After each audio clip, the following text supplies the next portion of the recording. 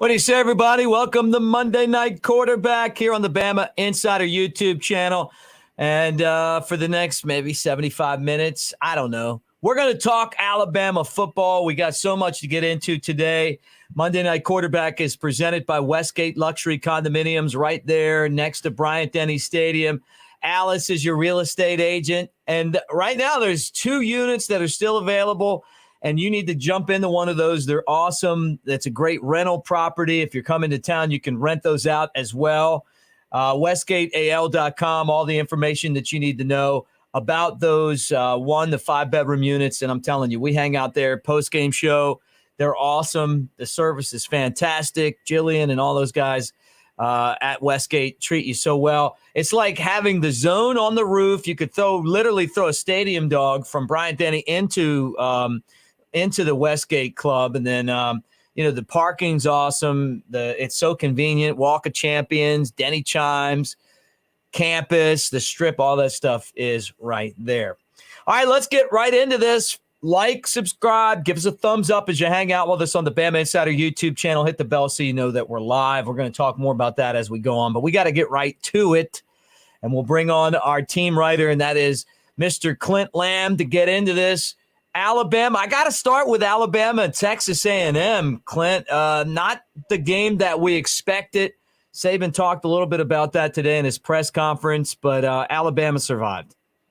Yeah, Mick, anytime that you aren't really generating a lot of turnovers. They did have the 1 interception of Haynes King, but he had been turning the football over at a pretty high rate. And when you're not forcing turnovers and you're giving turnovers to the other team, that's never going to be a recipe for success.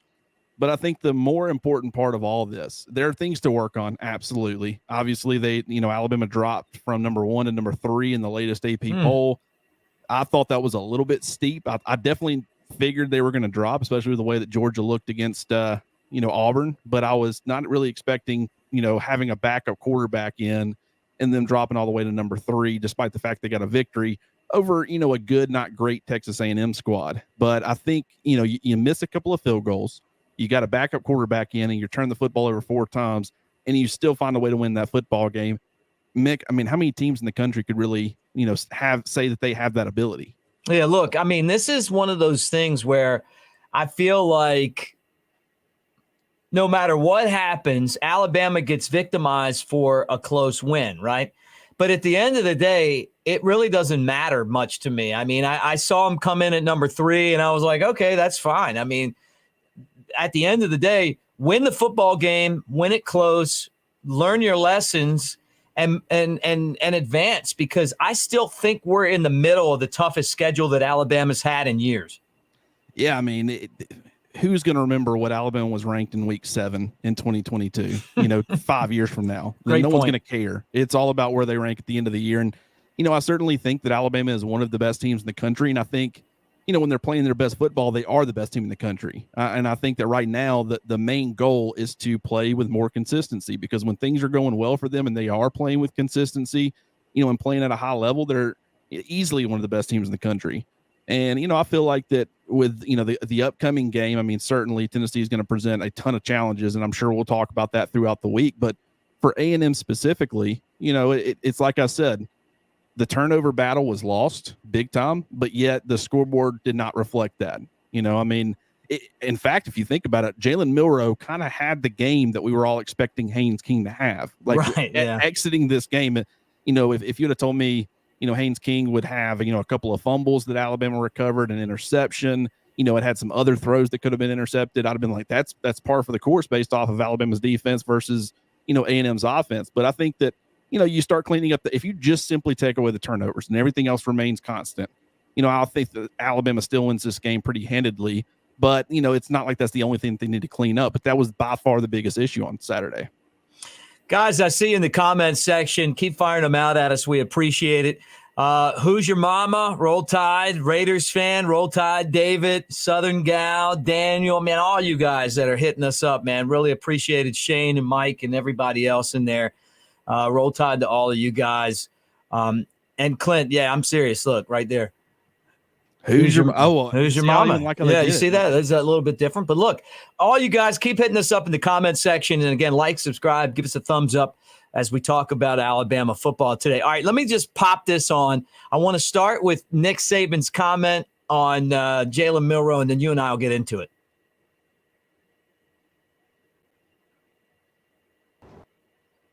You mentioned after the game that you wanted to go back and look at Jalen Milroe's passing. Just what did you see that he did well, and what did you see that maybe he needs to improve on? Well, I just think Jalen played with a lot of anxiety, and I don't think, he allowed himself to let his training sort of guide him and trust and believe in it so that, he could have success in executing plays. And, you can't turn the ball over and not execute plays like they're designed relative to the read of what you should and shouldn't do. So those things are all things that we need to definitely improve on so that we can utilize all 11 players on our offensive team. We got skilled guys that can make plays. We got to, distribute the ball at the quarterback position so they can. And whether it's a run or a pass or an RPO or an advantage throw, you got to make the right choices and decisions on those things. And I think we definitely need to improve in all those areas. All right, a couple things before you comment, Clint. First off, I can tell Nick Saban's much more relaxed this week, and I feel like that's because he knows that Milroe's not going to be quarterback on Saturday.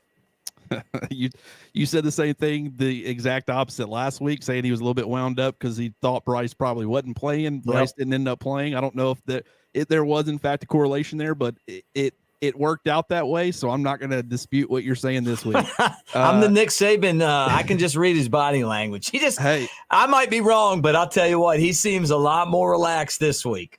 Yeah, and, the bottom line is and we said this in the post game show.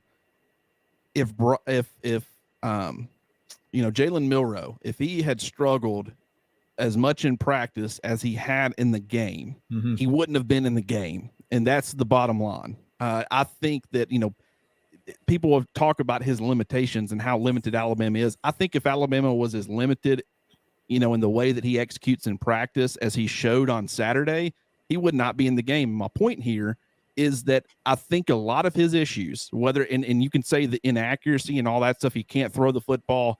I still don't think we know exactly how well or how not well he can throw the football, because when you're making poor decisions when you throw it, and I think he was wound up on the deep shot, was worried so much about that. Right. That's such a timing thing as far as taking those deep shots. He just was playing a guy who was, overwhelmed and a little bit panicked. And I thought, going back and watching, I thought Bill O'Brien had an okay game plan. He used, quarterback design runs. He used misdirection.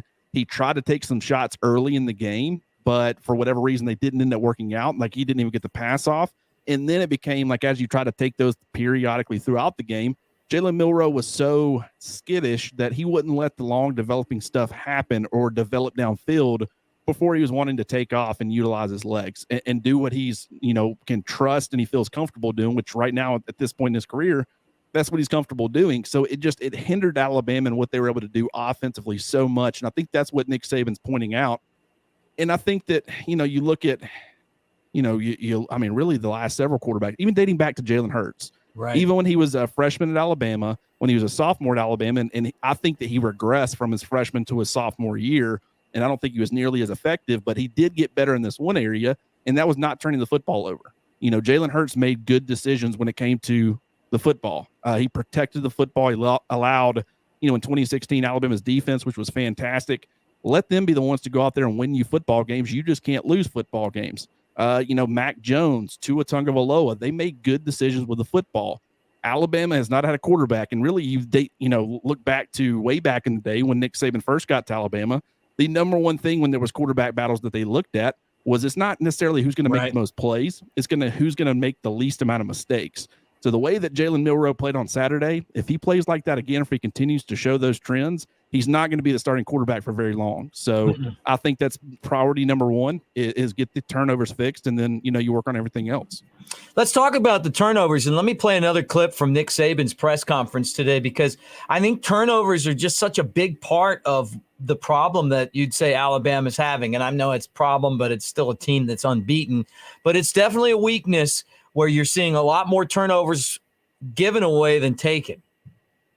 Players have to understand you got to do things to keep from losing before you can think about winning, which is, turning the ball over, making mental errors, not reading things correctly so that we can execute plays the way they're designed. And that's something that we, as a whole, as an organization, need to do a better job of working together with the players and the coaches so that we can do a better job. Coach, you talked about turnovers a little bit in your opening statement, and obviously you've still won all your games this year, but how challenging is it to win games when you have a negative turnover margin, and how much is that something you want the offense and defense to improve on in this last half of the season? Well, we've been emphasizing it like crazy, and this is the first time in a long time we've had a negative turnover ratio at this point in the season. We don't get enough turnovers on defense, and we've given the ball up more than we have historically, and both of those things need to improve because it is very, very challenging. I've said many times before, one of the most compelling stats relative to winning and losing is turnover margin. And every week we show the players, okay, if you're +1, you're +2, you're +3, all over the country, what was the record? If you're -1, -2, -3, all over the country, what was the record? And it's pretty compelling. So, it's one of the, and the players understand that, and they understand the value of turning the ball over relative to the other team, what the average turnover in a season allows you to score. And when you get a turnover, what that benefits you in scoring. So these are very important factors that have been emphasized, and we just need to do a better job. All right, there you go. Nick Saban talking about turnovers. Clint, you kind of got into that. Your thoughts on what Coach had to say, and then kind of translate that into Alabama moving forward. Well, I mean, you absolutely see the importance of turnovers, right? Because it felt like, especially in the first half, and really throughout the entire game for the most part, outside of maybe that final drive, but when Alabama had A&M deep in their own territory, they were able to have a ton of success defensively. It was a lot of 3 and outs, maybe if the occasional first down here or there, but A&M was not having success offensively. When they did have success is after a turnover. Obviously, you're going to shift momentum in favor of the opposing team when you turn the football over. But when you get the football around the 50-yard line or the 45 or whatever it ends up being, you're in a much better position. And a lot of times, a lot of teams are going to take shots down the field after a turnover, first or second down typically. A&M did that some, and they had some success doing that, and that's really where you saw a lot of their offensive success. The numbers that Alabama's defense gave up, I mean, you wouldn't look at it. I mean, what do we say going into this game? Hey, I don't see any path to Texas A&M scoring 20 points. That's what I said last week. They scored exactly 20 points. And if they played this game 100 more or 99 more times, I would probably say the same thing, because I wouldn't assume that they would be -3 in the turnover battle. And really, a lot of A&M's points, 17 of the 20, came off of turnovers where they were given great field position. And Alabama's defense, at the same time, they're not really doing that for their offense. So whether it be Bryce Young, whether it be Jalen Milroe, and I do give, a Bryce Young-led offense a lot of credit because they have had a lot of success driving the length of the field. But I think that that's also very important, a guy like Kool-Aid McKinstry and what he's been able to do from a punt return perspective, because the defense isn't really generating it for the offense, but the punt return game is. And they've given them great field position at various times throughout the season, and they've ended up, doing extremely well with it when they have. So I think if Kool-Aid doesn't have the amount of success that he's had to kind of make up for the fact there hadn't been a whole lot of, turnovers, I'm not saying Alabama would have a loss right now, but I think that, they would have a much bigger problem on their hands as far as, their ability to have offensive success. Because you can't ask your offense, all the time, drive the length of the field. So it is very important. And I love that they show the players that, because it's a great way to say, look, this is the importance of winning the turnover battle. And right now, Alabama's not doing it. Yeah, no doubt. Well, Clint, what are you working on right now, and how can folks find you, and how can they read all your work? Yeah, slow day today. I wasn't. Yeah, but hey, it's Tennessee week. It's number 3, I guess, versus number 6. I can't tell you when's the last time something like that happened, but from a content perspective, over on the website, kind of a slow day on my end. I had some stuff going on this morning, but I thought you were just saying it's like, oh no, in Alabama football, this is the biggest Tennessee-Alabama game since 1989. Our friend Jay played in it. And the stuff right? and the stuff that I had to do. All I could think about was the Tennessee game going on, because it's going to be a fun week, Mick. And I've got a lot of content. I'm about to start on it as soon as we get off here. Got a lot of stuff. Yesterday I talked about, gave a report card to the offense, position by position. Got a defensive one coming out here pretty soon. Going to be doing the snap count reviews, the snap count observations, like I do every week, where I go through and list all the snap counts for all the offensive and defensive players and do it position by position and break it down. My thoughts on, how things are reflected in that. And then just also give some general thoughts on, the previous game. And then, you got a bunch of other stuff as far as what Nick Saban said and what players said and all that. But starting tomorrow, we're going to be doing some mid-season stuff, reflection-wise, looking ahead a little bit for the rest of the year. But really, it's going to be all about Tennessee, and it's going to be fun. It's going to be, players, matchups, all those things that you're going to be wanting to look out for on Saturday.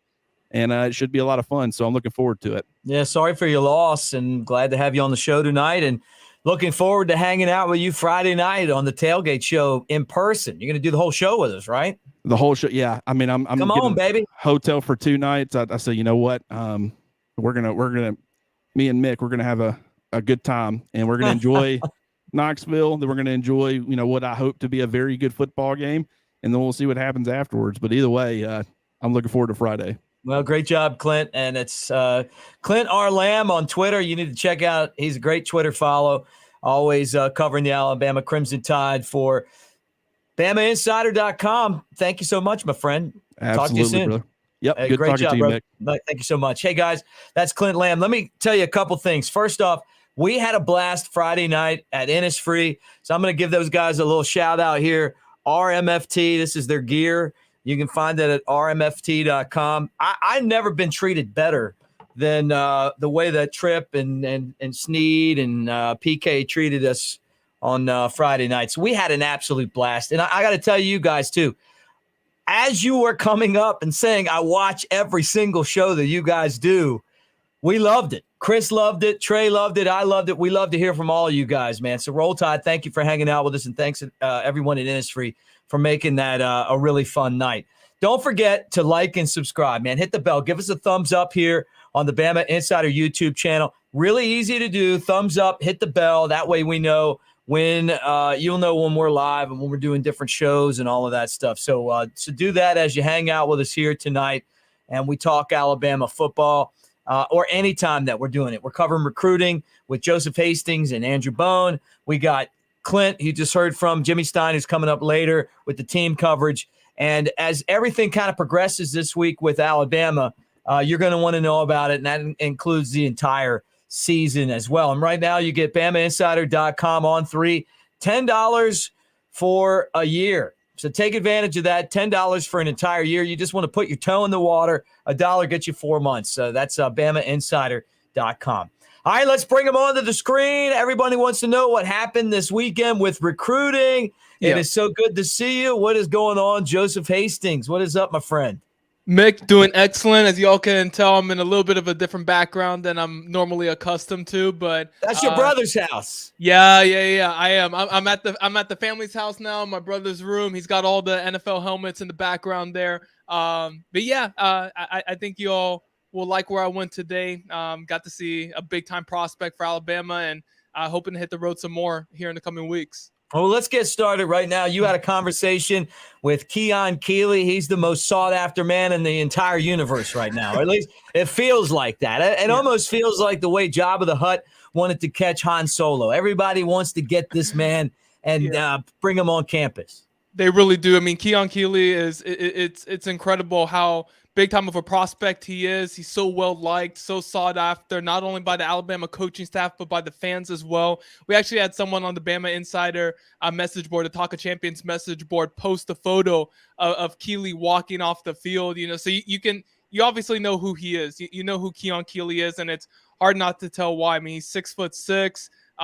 You see his film on the screen there. It's one of the best pieces of film you'll see in the 2023 class. And I had a conversation with him today. I actually met him at the Tampa International Airport, funny enough, as he was coming off his flight from Birmingham on his way to practice. Got to speak with him, and he really enjoyed his trip to Tuscaloosa. Had a great time with the coaching staff, the players. Got to spend time with Chris Braswell, Will Anderson, Keanu Coate, Dallas Turner, so some of the linebackers there, and really liked what he saw from Alabama on Saturday, especially how they used the cheetah package there with the 3 linebackers and just the versatility of that package. He really liked what he saw from that perspective, and his family seemed like they loved the trip. Alabama's in a really good spot here. We've been talking about him for quite a long time.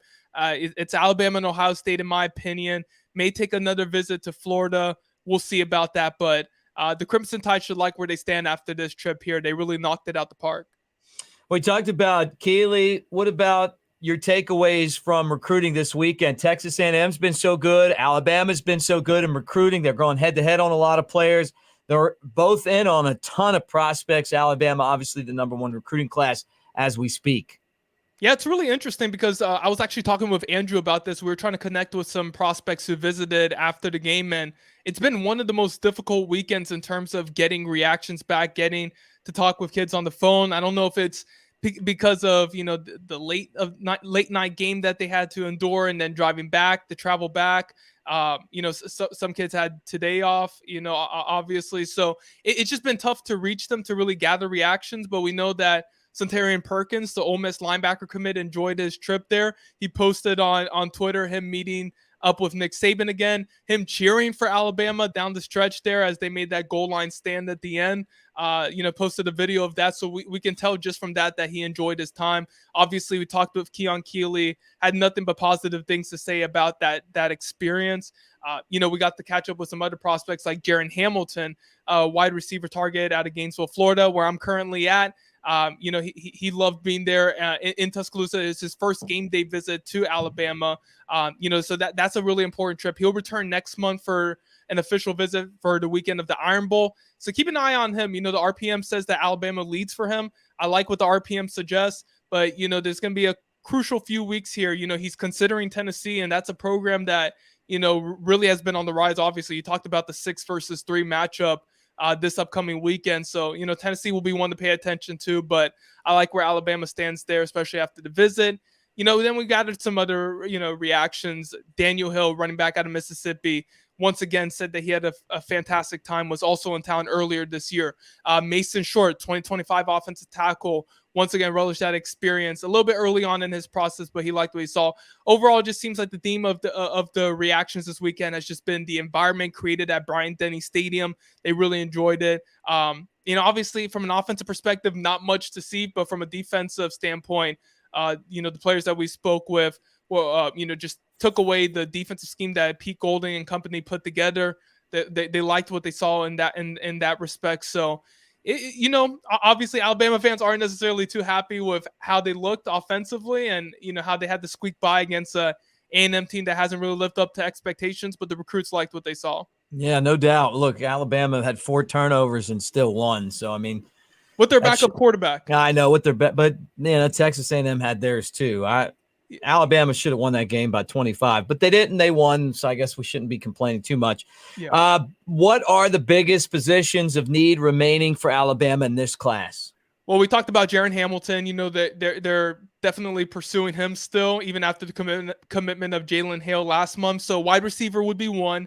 Tight end, they're still recruiting tight ends. They brought in Deuce Robinson, 5-star out of Pinnacle High School in Phoenix, Arizona. He was there on campus for an official visit. So, Lawson Lucky, who's committed to Georgia, he was in town for this game as well. So they're obviously still recruiting tight ends. They have a commitment from Ty Lockwood out of Tennessee now, but obviously still open to adding a second tight end to the class. On the defensive side of the ball, You have to look at the defensive line, still looking for at least 2 more defensive linemen. We've thrown out, so many names throughout this process. We talked about James Smith, David Hobbs, Ruben Bain, obviously trying to flip Kelby Collins and Peter Woods. It really feels like it can kind of go in a multitude of directions with defensive line recruiting, but so we're going to be closely paying attention to that group. And then probably the biggest position right now is linebacker. You have Keon Keeley, who we talked about, Quay Rousseau, who would be a package deal with James Smith.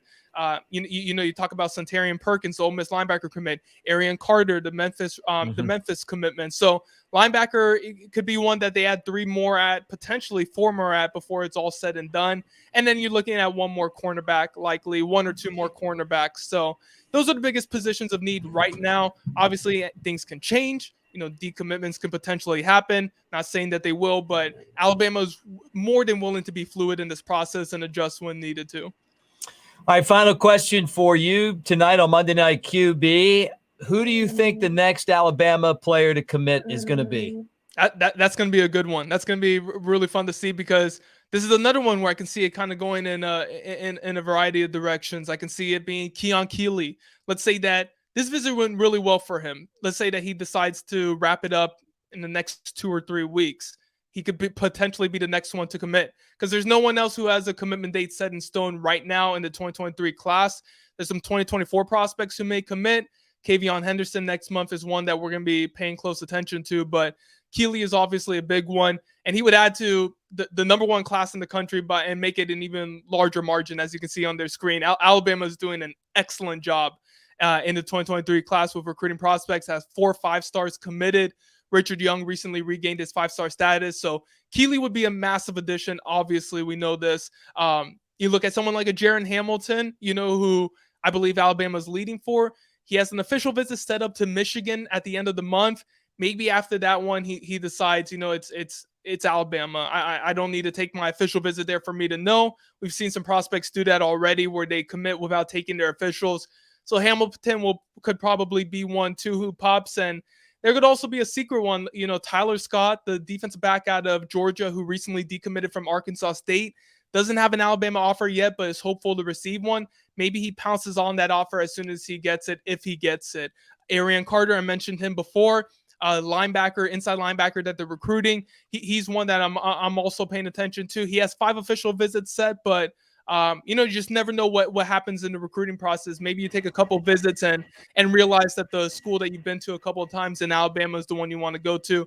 So it can go to a bunch of different different directions, but I would probably lean more toward Keon Keeley at this moment in time. All right, last thing for you. What do you got on tap coming up? Where are you going to be? So I'm in Gainesville right now for the week. It's my birthday on Wednesday, so I figured I went up to Happy Tampa. Birthday. I might as well stay here. Yes, turning 25, quarter of a century. So man, me too. I'm just kidding. Yeah, I feel 25. We're all turning 25. We're all turning 25. But yeah, I'll be here for the week, and then I'll see Jaron Hamilton's game on Friday, and hoping to set up a trip to Atlanta here in the next few weeks, and then maybe head out to Alabama too. I've never been to Tuscaloosa, so if you all have any suggestions, message me on Twitter at Joseph A. Hastings. Let me know what restaurant to go to. I'd really appreciate it. So those are the things I'm working on. Well, just plan on being at Innisfree if it's a game week on Friday night. We'll show you a few things. You're 25, so come on. 6 to 8, we'll be doing the show. Afterwards, gets pretty crazy in there. But no, it's seriously, you're always invited to come hang with us, and you're going to love it. You'll love Tuscaloosa. Thanks for all the info. As always, Joseph A. Hastings on Twitter. Great follow. Keep up the good work, my friend. Thank you so much, Mick, and thank you, Mike, for the birthday wish. Really appreciate you all. Thank you. Hey, happy birthday, man. Have a great week. All right, guys, as we talk about Bama, let me ask you to do this. Like and subscribe. Give us a thumbs up. That's a way you say Roll Tide, hit the bell so you know when we go live. This is the Bama Insider. This is the our Monday night quarterback show. It's brought to you by Westgate Luxury Condominiums. And my dog's over here barking. I'm going to put my hand on him. But look, like, subscribe, and right now is a great time for you to join Bama Insider on 3. $10 gets you 12 months. $1 gets you 4 months, but you're going to love it. You're going to love to get Joseph and Bones recruiting. You get to hang out with our next guest, Jimmy Stein, and Clint Lamb on the message board. So do yourself a favor, do me a favor, do all of us a favor. Check it out. At least give it a year's chance, right? I mean, for that price, you can't beat it. And if you like it, keep it. And if not, you can always cancel. But we appreciate it so much. That was my dog barking. Look, my dog ate a sock last week. I had to get him emergency surgery. He's got one of these neck things on. I'll pull him up here. He's got the neck thing on right now. So he's hanging out in the studio, but he's doing better. Anyway, guys, if you like John, my dog, give us a roll tide by hitting the thumbs up. All right, he's trying to shake my hand right now. Let me bring on Jimmy Stein to save this show because John's trying to take over. There he is, the dean of Alabama. He was the one guy last week that said, hey, let's just win the football game and not worry about it by how many points. And Jimmy, at the end of the game, I was thinking about you. Well, Arkansas played a backup quarterback at Mississippi State. I think Arkansas is a better team than Mississippi State. They played their number 2 quarterback. They lost. Kentucky played their number 2 quarterback. We know they're a better team than South Carolina. Their backup quarterback's a redshirt freshman quarterback making his first start. They lost. It wasn't even close. And Alabama played a backup quarterback against a good defense, a good team, and won. And there's a lot of reason to celebrate that, although you wouldn't know that talking to a lot of Alabama fans. But it was a bip deal to beat a good team with the number 2 quarterback. Not everybody got away with that this weekend. Yeah, and I want to get into, Jalen Milroe and Bill O'Brien. And I'm going to give you my perspective. Look, Milroe, like Nick Saban said today, looks scared in the pocket. Obviously, he's a great runner. He's an awesome athlete. He just didn't look like he was ready for the job, although he did get the job done. And I'm a little frustrated with Bill O'Brien's offense compared to Steve Sarkisian and Lane Kiffin before him. I feel like it's good, but it's not creative. Tell me why I'm right or wrong, and kind of give me your perspective on both of those guys. Yeah, I'll do Coach O'Brien first. I think you're right and you're wrong. He's not creative. He is, I think his pro background, he spent a lot of time in pro football. And here's what's sort of interesting about coaching pro football compared to college football, Mick, is that in the NFL, you have 32 offenses that are all sort of similar. And you have 32 defenses that are all sort of similar. Everybody's got their nuances. Everybody's got their specialty. Everybody's got their thing. But generally, all 32 teams run a similar offense and a similar defense. In college, it can be vastly different. Your Air Force and your Navy offense look nothing like Tennessee's pass hoppy offense that tries to get off, 4 offensive plays inside of 45 seconds. And then you have Stanford, who plays with 3 tight ends, and then you got other offenses that don't even recruit tight ends. College is vastly different. It is more of a creativity thing. I think Bill O'Brien brings a very NFL mentality to Alabama, and I think one of the downsides of that is you don't see a lot of creativity. You see a lot of what you see on Sundays. And while that may limit Alabama to some extent, it's also very helpful when he, when you're recruiting, for instance, because these recruits, they want to play in the NFL, and playing in a Bill O'Brien offense and an NFL offense is actually a huge recruiting advantage for Alabama. So you get better players, you get more dudes, but what's the sell off to that is that, you're probably not going to have the most creative genius, that's designing the offenses or designing the offense or calling the plays. So I think on the one hand, Bill O'Brien frustrates a lot of Alabama fans because he's not Sark, he's not Lane. But on the other hand, the numbers are the numbers. And last year, as the Alabama OC, the total offense, I think Alabama's total offense last season was 6th in the country. Means only 5 teams playing college football scored more points than Alabama. And this year, it's dipped all the way down to 7th. As we speak right now, total offense, Alabama is 7th. Scoring offense, they're 5th. There's not many offenses in college football better than Alabama's. So that's where the critics are wrong. I mean, the production speaks for itself. I mean, you can have more creativity. What if that means less points? Because the points and the production and the yardage under Bill O'Brien has been nothing short of fantastic. I mean, 6th in the country last year, 7th this year, 5th in scoring this year, 6th in scoring last year. That's a top 7 offense, no matter any way you cut it. And this has been back-to-back years of doing that. So I think Bill O'Brien's fine. I think he's going to look like a better OC when he has Bryce Young at quarterback than when he has a redshirt freshman making his first start. Yeah, look, I don't disagree with that. I mean, we knew that Bryce Young was good. And then you look back and look, the team won, and Alabama's won with whoever's been quarterback. But I think you realize how important Bryce Young is to this team, when you didn't have him in the game this week. Final thoughts on Jalen Milroe, though. Sure. My gut feeling is, just from looking at Nick Saban's body language and kind of what he said in the post game, the fact that he was talking about Bryce wanted to get back in the game. I'd be shocked if Bryce doesn't play and start against Tennessee. But let's just say I'm wrong, and it's Jalen Milroe or it's Ty Simpson. Just kind of give me your thoughts on Jalen Milroe and, kind of how things would look against Tennessee. Well, I think to some extent it might be a little better because he's got a little bit more experience. And here's the bigger deal. It's away from home, but Tennessee on defense isn't as good as A&M. And I think, I'm going to blame it on myself because I'm a member of this media crew too. I'm not sure the Alabama media did the fans a lot of favors last week. And again, I'm including myself in this. Oh, look, blame me, Jimmy. I thought they should have blown him out. I still think they should have blown him out. Well, Texas A&M isn't a good team. But the reason Texas A&M isn't a good team is their offense is atrocious. And it's terrible. It was bad Saturday. Texas A&M's offense is terrible, but their defense is not. The defense is good. The defense had been good all year. They lose to Appalachian State, but they only gave up 17 points. Right. They shut out an FCS team. I think Mississippi State scored on a couple of pick sixes.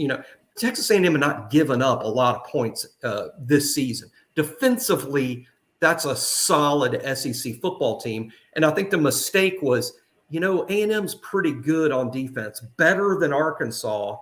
And Milroe's going to have a whole week to prepare, but now he's going to have a week of anxiety because now he knows he's going to be the starter, as opposed to coming off the bench and it's like, holy moly, Milroe, find your helmet, you're going in.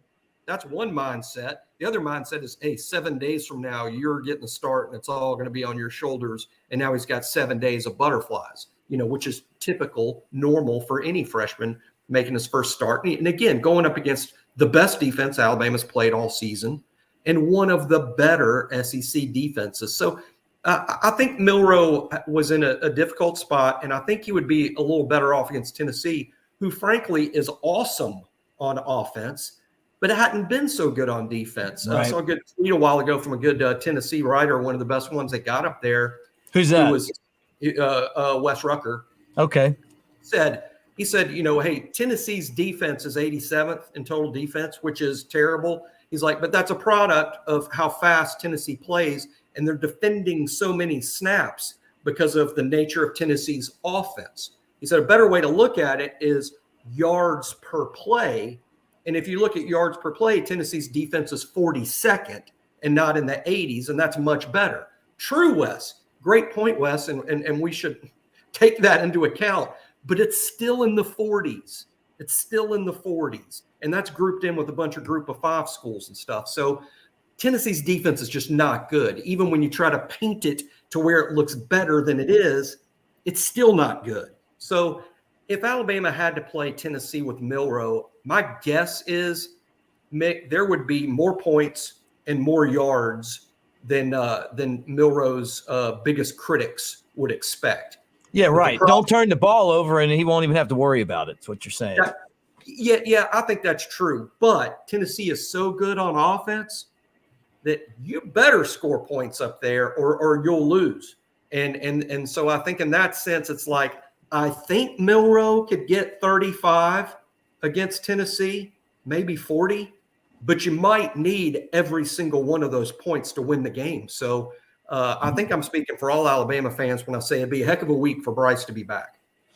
Yeah, look, I agree with you. I mean, I think he's going to be back, but you're right. It'd be nice to have him. Talk about the mistakes that you felt like Alabama made in that game against Texas A&M.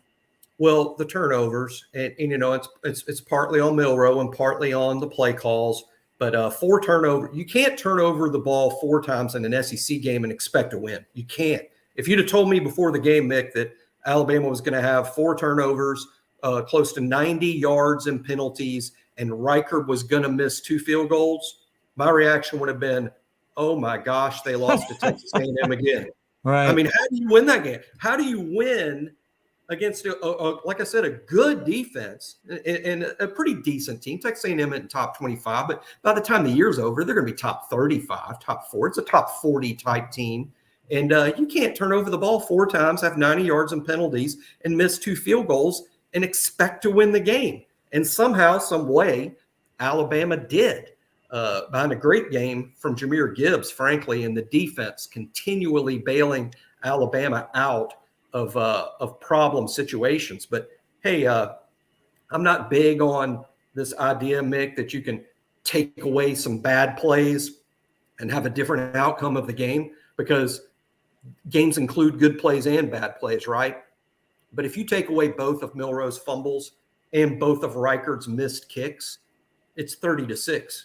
It's 30-6 just on the. I just changed 4 plays, 2 sack fumbles, not bad decisions Milroe made or bad throws Milroe made in those 2 particular situations, but 2 sack fumbles where he held on the ball too long, and Reichard missing 2 kicks, which just isn't normally ever going to happen. But you change just those 4 plays, and the outcome is 30-6, and we're probably not sitting here bashing, poor Jalen and Bill O'Brien to the extent that we've seen this week in Bama social media. So the mistakes were huge. They changed the game.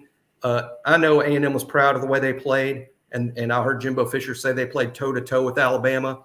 I think if you look at the yards per play and defense yards per play, Alabama statistically won this game by a lot more than 4 points, on the scoreboard.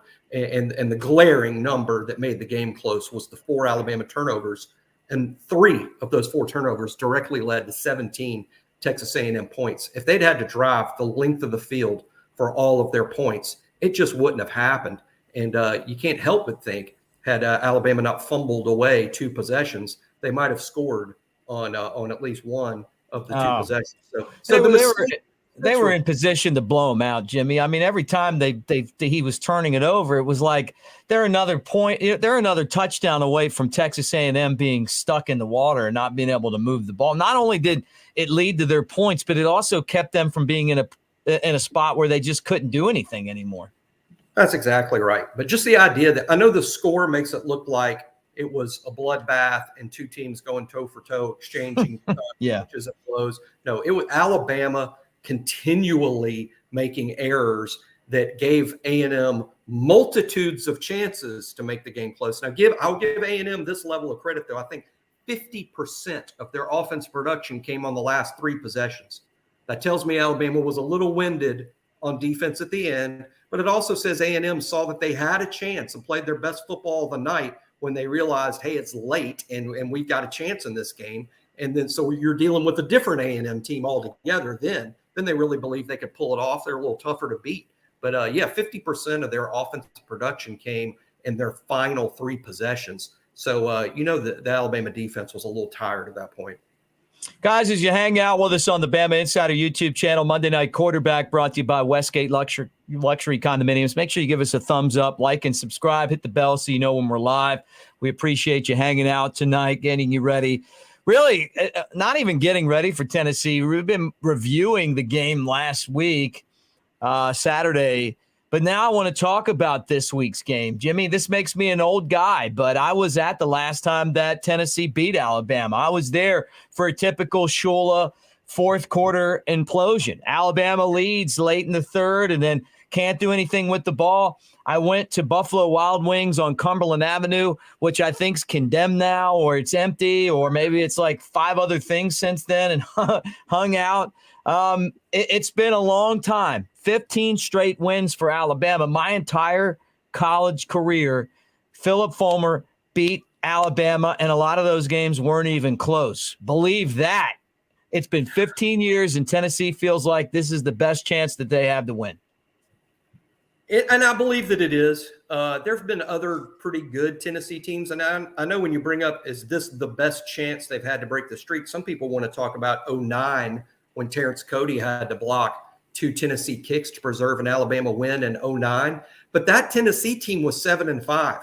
That wasn't a great Tennessee team. That was a Tennessee team that played extremely well on defense that night or that afternoon and pushed a good Alabama team all the way to zeros on the clock. So they certainly had a chance to win, and a field goal would have beat Alabama, but that wasn't a great Tennessee team.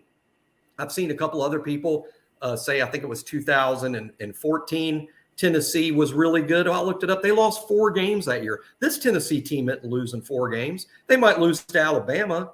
They might lose to Georgia, and that might be it. I mean, this Tennessee team is really good.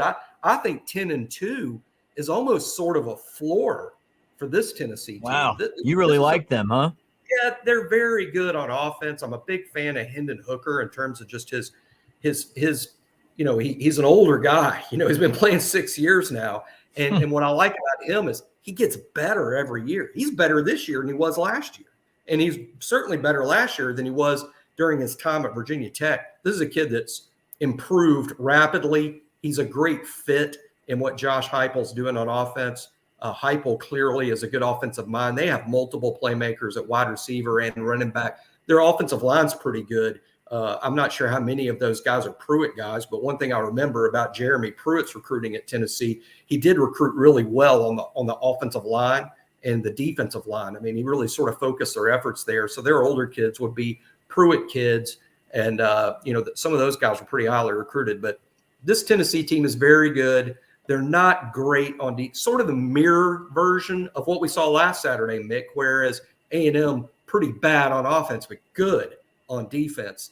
This Tennessee team is outstanding on offense, not so much on defense. It has to be a game where Alabama scores points. I don't think it'll be a track meet because Alabama's defense is too good, I think, to get in a true track meet. And I don't know that Alabama's offense with Bryce probably not 100%. I'm not sure Alabama's offense is built to win a game 50-45, but it is a game, Mick, where I would strongly suggest to the Crimson Tide, you better find 35. You better find 35 if you want to win this game on Saturday, because Tennessee will score on anybody. Yeah, look, they average, 31 points a game, or they've at least scored 31 points a game, and like 7 straight or something. I mean, they're explosive. Them going to LSU and just pounding the Tigers, even though this isn't a great Tigers team, was really impressive to me. And they're without Cedric Tillman, their best wide receiver right now. So they're doing it with guys who aren't Cedric Tillman. Jabari Small, their running back, is doing a nice job of kind of being that balancing act for them. This game is dangerous for Alabama just because if they have those problems on offense, if they have the problems with the turnovers, they're going to lose. But with that said, I don't remember the last time Alabama didn't show up for a game. Maybe it was close and they found a way to win, but it's been a while. Yeah, I'm going to pick Alabama to win the game, Mick. And, one of the reasons I'm doing that is because, Alabama usually wins. They usually do. I mean, I'm just going with the math here. Alabama usually wins. But this is going to be tough.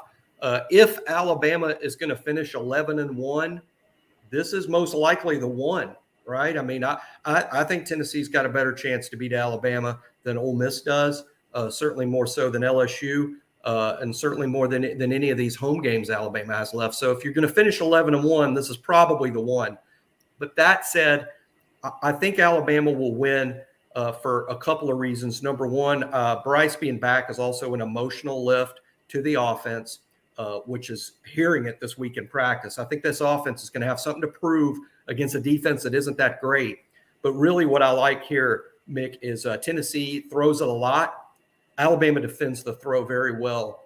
this great pass rush, the three-headed monster of Will Anderson and Dallas Turner and Chris Braswell, which showed up so big against A&M, will also show up against Tennessee, who's going to have, they're going to throw it 40, 50 times. There's going to be a lot of opportunities for Alabama's pass rush to make a big play, whether it's a sack fumble, whether it's hurrying Hooker into a couple of INTs. I think Alabama makes just enough plays on defense to win the game. I have it right now 35-28. And if I revise that before Friday or Saturday, Mick, I'm probably going to make it a little closer than even that. I think it's going to be a very fun game for the CBS television audience on Saturday afternoon. Yeah, look, I kind of feel like this. I mean, you got to be able to tackle and eventually stop the opposition, right? I mean, when Alabama's offense is clicking, it's just as good as Tennessee. So, as long as they're doing what they have to do, they're going to stop Tennessee some. Pittsburgh stopped them, in the second half of that football game, maybe not in overtime. They're getting better as they've gone on, but I feel like Alabama will make a few more plays. And also getting over the hump after a long losing streak like that, it's going to take some luck. I feel like if Tennessee wins, they're going to have some luck in this game as well. Boy, you just reminded me of something, Mick, that I had yet to factor in, but something that's sort of interesting is, it's not a famous relationship by any means, but Nick Saban knows that coach at Pitt, Narduzzi, I think his name is. They're pals. They're pals. You can bet they've talked, because Pitt did a good job against Tennessee defensively. Narduzzi has coached, I think, for Nick in the past.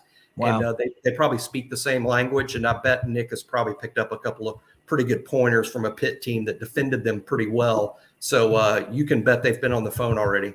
Is this one you're going to? I am not going to this one.